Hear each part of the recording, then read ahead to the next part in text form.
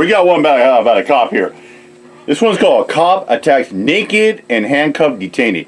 Cop assaults a naked and handcuffed detainee. Let's go. A cop assaults a naked, handcuffed detainee. This is in Detroit.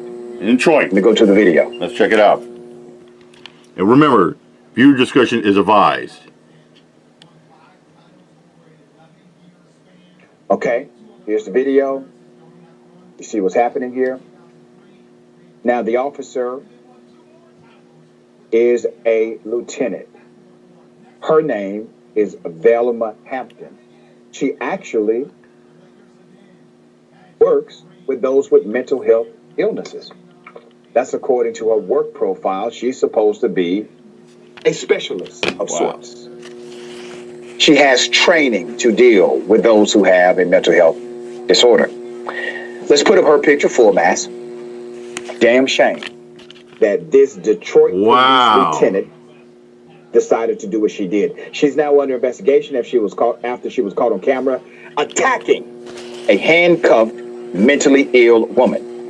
The Internal Affairs investigation will determine if this supervising officer failed to properly submit a use of force report and acted appropriately in the incident.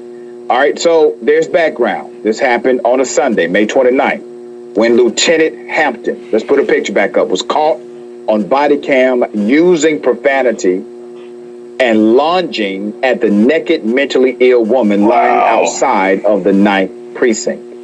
The woman was in the middle of a mental health crisis out front of the station, which led officers to handcuff her.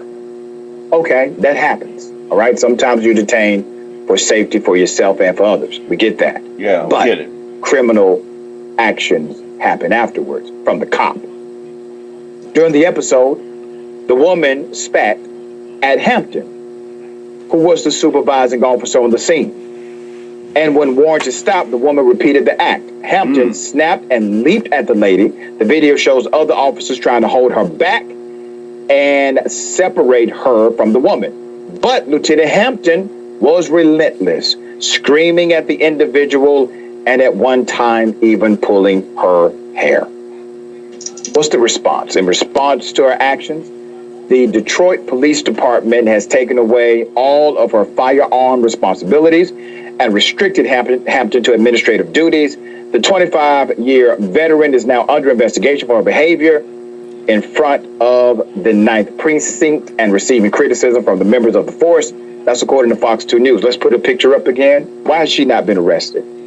That's a good question. She should have been arrested by another officer. Because she assaulted. That's the kind of leadership we need in law enforcement. That's we need assault somebody and who battery. was there. That's a crime. Saying this woman is committing a criminal act. She needs to go to jail. I'm going to enact an arrest on the cop. That didn't happen. She still has not been arrested. The Detroit Police Chief James White commented on the incident. Let's put a they get a picture. pass because they're police officers. All right. He said, and I quote, "The actions of the lieutenant are troubling and in contravention of our policies. I've directed Force Investigations to conduct an investigation. This department is committed to providing professionalism and respect to our entire community, especially to those who are in mental crisis. Anything short of it, I will not accept." Chief, well, let me give you some words of advice. Here we go. If you will not accept it, make sure you lock her ass up. Yeah, she should be arrested and go to jail. The person was suffering a mental health crisis. According to the record, the lieutenant has specialized training in mental health crises. Why is she still getting a damn paycheck? In addition to the chief and the Internal Affairs Department, one board of police commissioner called for criminal investigation. Ironically, the 9th precinct is the location for a program on mental health and wellness called Crisis Intervention Team. Hampton's actions have prompted the Detroit Board of Police Commissioner Ricardo Moore to consider taking a deeper dive into the program and how it has helped or hindered the community. You literally have people who are supposed to be trained and specialized and categorized to properly deal with those in our community who may have a mental health disorder. But that was the response. It's a damn shame. Once again, policy right. The policy is correct. What they have written down is appropriate, but the culture eats policy alive every day. Yasmin, thoughts?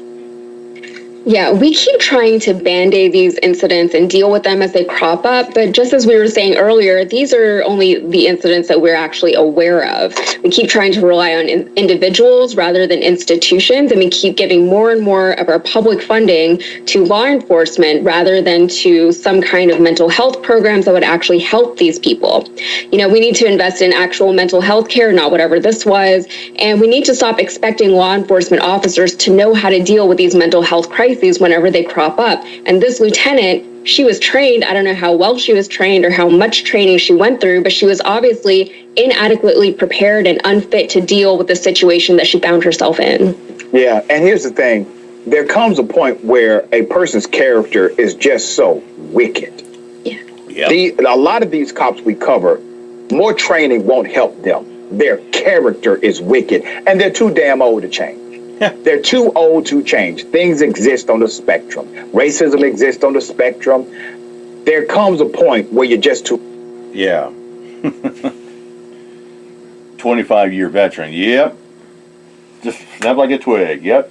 This is another case of Happy Fuck the Cops Day. That Blue Lives Murder. With that said, I'm out of here. Mike Job. Peace out. Much love and respect.